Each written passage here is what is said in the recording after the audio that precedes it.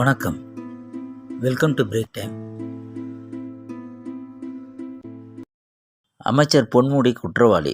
திமுகவில் 2வது விக்கெட்டு.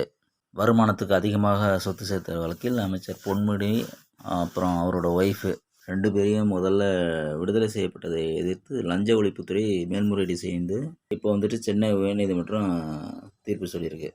பொன்முடி அமைச்சராக இருந்த காலகட்டத்தில் 2006லேருந்து 2011 வரையிலான திமுக ஆட்சி காலத்தில் அவர் உயர்கல்வித்துறை அமைச்சராகவும் கனிம வளத்துறை அமைச்சராகவும் இருந்திருக்கார். அப்போ வருமானத்துக்கு அதிகமாக 1,75,00,000 ரூபாய் அளவுக்கு சொத்துகள் சேர்த்ததாக லஞ்ச ஒழிப்புத்துறை தரப்பில் ஒரு கேஸ் போட்டிருக்காங்க. 1,75,00,000 ஒரு பணமாக ஒரு அமைச்சருக்கு. இதை சிறப்பு நீதிமன்றம் விசாரிச்சிருக்கு. அவங்க என்ன சொல்லியிருக்காங்க, பொன்முடியும் அவரோட மனைவி விசாலாட்சி அவங்க 2 பேர் மேலேயுமே குற்றம் நிரூபிக்கப்படவில்லை அப்படின்னு சொல்லிட்டு 2016 விடுதலை பண்ணியிருக்காங்க கேஸ்லேருந்து. அப்புறம் அதை எதிர்த்து லஞ்ச ஒழிப்புத்துறை திரும்பியும் 2017 மேல்முறையீடு செய்து இப்போ உயர்நீதிமன்றம் அந்த விடுதலையை ரத்து பண்ணியிருக்கு. இதுக்காக லஞ்ச ஒழிப்புத்துறை தரப்பில் வருமான வரி கணக்குகள், சொத்து விவரங்கள், வங்கி கணக்கு விவரங்கள், இந்த மாதிரி 39 விட்னஸ் ரெடி பண்ணி கொடுத்திருக்காங்க.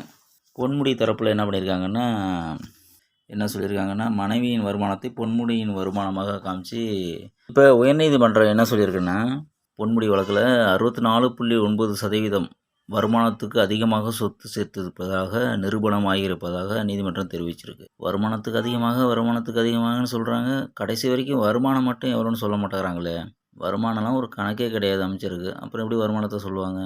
இதில் முக்கியமான விஷயம் என்னென்னு பார்த்தா, மக்கள் பிரதிநிதித்துவ சட்டப்படி ஊழல் வழக்கில் குற்றவாளி என்பது நிரூபணமானாலே உடனே அவருடைய பதவி பறிபோகுமா.